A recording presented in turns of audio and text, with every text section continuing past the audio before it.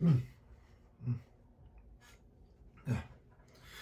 everyone, welcome back to Jlunce Reviews, and today is time to talk about the new EP from renowned indie folk singer-songwriter Mr. Justin Vernon, aka Bon Iver, called SABLE, comma. God, dude, this guy and his damn commas. Bon Iver broke into the music scene close to 2 decades ago, I believe, with his debut album Forever, which is one of the most celebrated folk albums of the past 2 decades. And from there, his career has shown no signs of stopping as he has continued to release several other projects, each offering a new alteration in sound that kept his material fresh and interesting while still retaining those folk roots and soulful songwriting. He has even collaborated with some of the biggest artists of the 2010s, including psych rap extraordinaire Travis Scott, as well as pop sensation Taylor Swift. So no matter what you think of this guy, you cannot deny his versatility and capability as a producer, as a creative. But all that being said, I've never truly been a big Bon Iver stan. Now that does not mean I don't like him at all. In fact, I think he is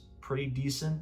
I just never been floored by his instrumentation, his songwriting, or his vocals, which sometimes click for me, sometimes don't. He has put some great songs out, however, and I do actually think his experimental Folktronica side project 22 Million is great and easily his best, most interesting record. And anytime he collaborates with other artists like Travis or Taylor, it turns out to be some of their best material. So I was hoping that with this EP, which is most likely teetering towards a full-length LP coming down the pipeline the ensuing months, Bon Iver would continue to experiment, continue to innovate in the folk scene, make me believe that his best material is still ahead. I held onto this wish with a tight grip as I dove into the first half of the EP, which begins with a 12-second white noise intro. I don't know why it's really there, but then it transitioned into the first true track of the project, Things Behind Things Behind Things, which is fine. It has a plucky guitar and some peaceful ambient noise laced in the background, a very mild instrumental, which would work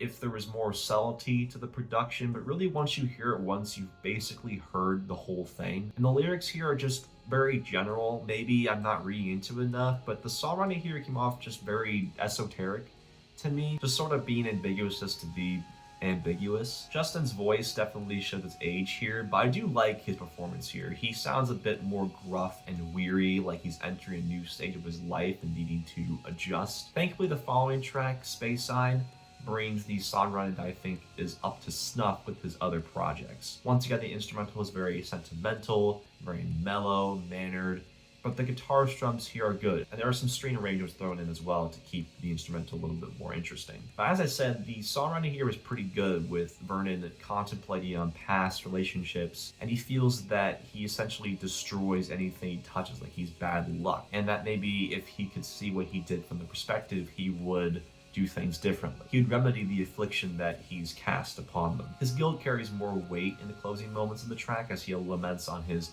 violent sprees, but he still believes that he can salvage what's left of his goodwill of people. It's not amazing, but it's a nice piece of songwriting and a well-executed folk song. But even still, I get the sense that Bon Iver could do songs like this in his sleep at this point. Like, what makes this special in comparison to 22 Million or Forever or a self-titled record. However, the final song, Award Season, does go in a slightly different direction, as this feels a lot more like a somber slow burn, especially with the piano-heavy intro and then this explosion of brass in the form of trumpets, I think, really bringing some heavy Fleet Foxes vibe, which I'm totally down with. But then after this, the instrumentation kind of just fades away really early, and Justin leaves us off with this admittedly intriguing idea, I guess, about ever-present change, comparing it to a sun meadow and a clover. It's solid, but nothing groundbreaking or anything. I just wish that the track's final moments, the piano and the brass instrumentation combined to create a nice crescendo, but instead it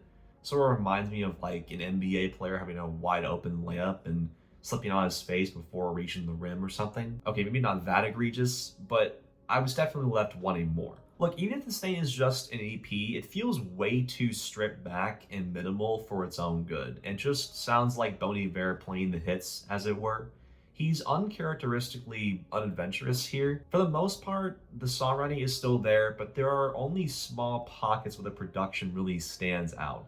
If this is supposed to tease towards some bigger LP coming around the corner, I can't say I'm all that excited, but hopefully this is just a tiny taste of something even bigger to come, because as it stands, I'm pretty underwhelmed, even if it is, once again, just an EP. I'm gonna slap it with a 58, and I'll leave it at that. What do you guys think of this thing? Were you as underwhelmed as I was, or did you find something to enjoy in it that I didn't? Please let me know how horrible my taste is in the comment section. Like and subscribe and all that good stuff. Next few weeks are loaded with some new releases, and there have been some surprise announcements recently that have got me very excited. So expect some juicy reviews coming out around Halloween, and I'll see you next time. I'll see you later. Bye.